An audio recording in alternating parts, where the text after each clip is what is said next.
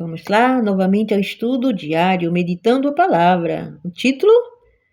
Perseguição à Igreja Apostólica. O Antigo e o Novo Testamento apresentam antecedentes dos eventos finais. A vida não era fácil para os cristãos do primeiro século. Foram odiados pelos compatriotas judeus que os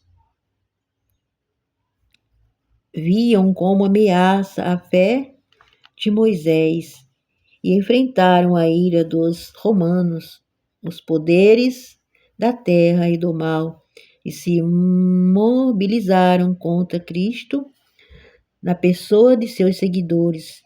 O paganismo previa que, se o evangelho triunfasse, seus templos e altares desapareceriam.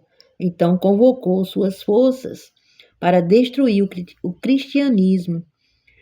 Acenderam-se as fogueiras da perseguição para destruir. Aleluia! Uma história do livro de Atos mostra que, forma bastante poderosa, o que o povo de Deus pode esperar ao nos dirigirmos para o cenário de Apocalipse 13. Tiago havia sido decapitado e Pedro seria o próximo. Os cristãos enfrentavam pena de morte. Um dos aspectos notáveis da história é que Pedro estava dormindo naquela noite terrível em sua vida. Um anjo teve que tocar ao lado dele para acordá-lo. Pedro foi libertado miraculosamente e se dirigiu a uma reunião de crentes que tiveram dificuldade em acreditar que ele realmente havia sido libertado, embora estivessem orando por isso. Eles ficaram admirados e que nos faz pensar com que frequência oramos o mal. Ousamos acreditar que Deus realmente nos responderá. Aleluia. Alguns crentes foram livrados, mas outros foram mortos. À medida que nos aproximamos do fim dos tempos, isso também ocorrerá. Até Pedro, embora liberto daquela ocasião, acabou morrendo por sua fé. O próprio Jesus chegou a lhe dizer como isso iria acontecer. Em verdade lhe digo que quando era mais moço você me cingia e andava por onde queria, mas quando você for velho, estenderá as mãos a outro e cingirá e levará para onde você não quer ir. Jesus disse isso para significar com que tipo de morte Pedro havia de glorificar a Deus. Depois de falar assim, Jesus acrescentou: siga-me. Aleluia. João 21, 18, 19. Glória a Deus. Mas também tem um relato que diz que Pedro ele seria crucificado, mas ele disse que não morreria como Cristo.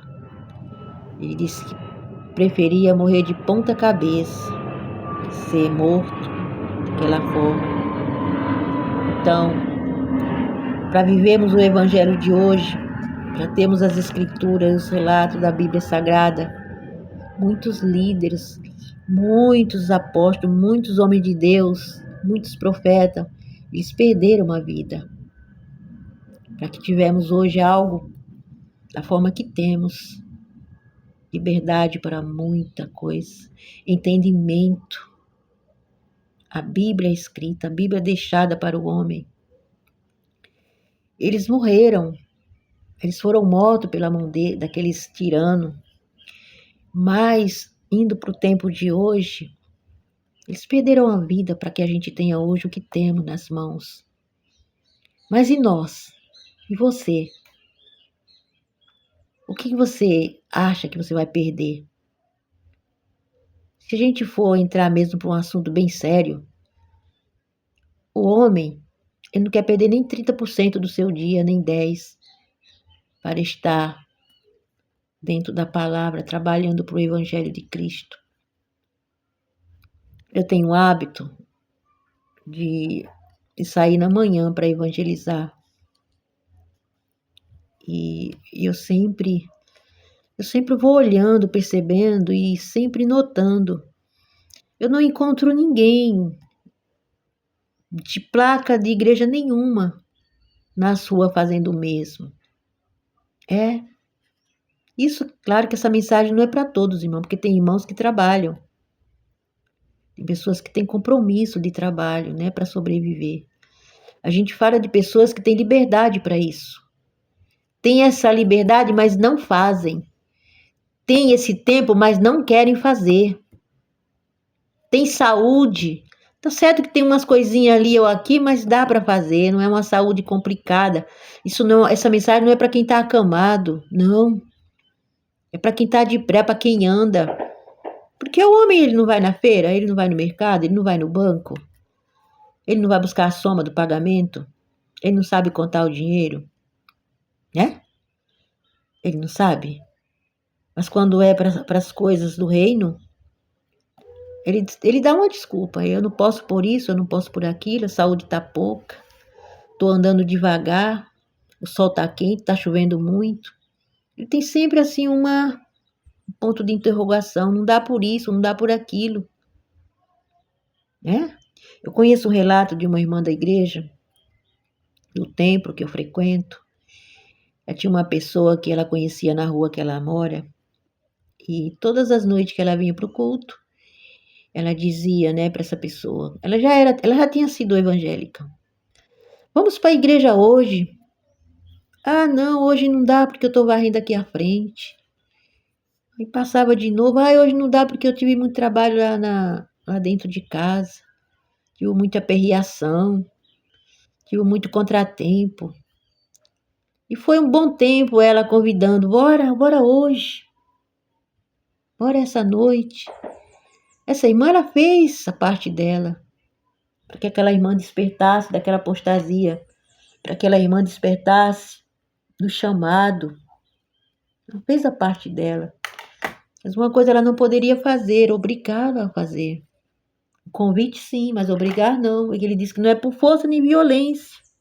É pelo querer. A gente fala, prega e o Espírito Santo convence. Aí um belo dia, ela recebeu um chamado para ir na casa dessa mulher. Ela estava acamada. Ela obteve uma doença e ficou acamada. Daquela cama, ela não se levantou mais. Não se levantou mais. E aí, essa irmã da igreja sempre visitava aquela senhora. E ela dizia, irmã, queria tanto andar para poder ir na igreja hoje. Eu queria tanto poder levantar, ter saúde novamente para ir para a igreja hoje. Para buscar a Cristo. Pois é, foi assim. Ela não saiu mais da cama. Ela pereceu, partiu, mas não se levantou mais. Que a oportunidade dela estava sendo dada. Vamos enquanto você tem força. Ele diz, vai nessa pouca fé, nessa pouca tua força, que eu te ajudo, eu te levanto, eu te curo. Enquanto você trabalha para mim, eu cuido daquilo que te faz chorar, que te aborrece. Eu curo, eu liberto, eu transformo maldições em bênção. Enquanto você fala do meu amor, eu cuido dos seus, eu cuido da tua casa, eu cuido daquilo que você teme. Mas a maioria das vezes não encontramos um sim. Eu mesmo praticamente eu vou evangelizar todos os dias, não, porque na minha região aqui está chovendo muito. Eu não estou muito indo por isso e por outros motivos, mas eu tenho essa prática. Por quê? Porque a gente tem que estar aproveitando o tempo que ele está dando para a gente se firmar. Que ele toque naquilo que dói. Se você está enfermo, é mais um motivo para você andar. Enquanto você anda na direção dele, você é curado. Enquanto você anda na direção dele, você é liberto, você é transformado. Quem fala isso, irmão, eu não escutei relatos, não. Quem está falando isso aqui é uma pessoa que já teve muitos exemplos, muitas curas, muitas libertações, muitas ocasiões que o Senhor operou sem eu pedir. Eu tive muitas curas de coisas, de enfermidade, que eu não pedi. Ele operou na minha vida quando eu disse sim para ele. É simples assim. Ele opera na sua vida quando você diz sim para ele. Você que está aí passando um processo, não consegue se levantar mais. Pega aquela plaquinha ali atrás, onde você caiu, pega, volta e começa tudo de novo. É simples assim. Porque ele levanta o caído, meu irmão. O homem cai, mas ele levanta. A gente tem que pedir. Eu peço todos os dias, Senhor, me levanta onde eu estou caída. Muitas vezes não estamos caídas no pecado, não, meu irmão. A gente está caído numa enfermidade, numa perseguição. A gente está caído numa apostasia, numa fraqueza, numa frieza espiritual. Muitas das vezes não estamos em pecado, estamos em processo que estamos caídos, não conseguimos mais olhar para o Cordeiro de Deus. Não conseguimos mais, não conseguimos ter acesso ao reino, porque está fraco, desiludido, desapercebido. Não faça como essa mulher, ela foi para a cama e não levantou mais, por quê? Que a oportunidade que estava sendo dela ser curada, dela ser livre de algo ruim ali na frente, ela despedaçou, ela desperdiçou. Não desperdice mais o tempo que Deus está lhe dando. Não despreze mais a voz do nosso Criador. Não despreze, meu irmão. Não despreze, porque você está desprezando a você mesmo, as suas bênçãos, a sua vida, o seu progresso, a sua vida eterna. Não despreze. Se você gostou da mensagem, envie esta mensagem para alguém. Diga de onde você ouve esta mensagem, é importante para quem prega. Se inscreva no canal, deixa aí uma mensagem, uma mãozinha, um like para cima ou para baixo, não importa se é para baixo ou para cima. Certamente você vai começa a dizer sim a Deus, dizer sim para Ele, enviando esta mensagem para alguém que está prostrado. Certamente você encontrará alguém que se levantará com esta mensagem. Amém. Até a próxima.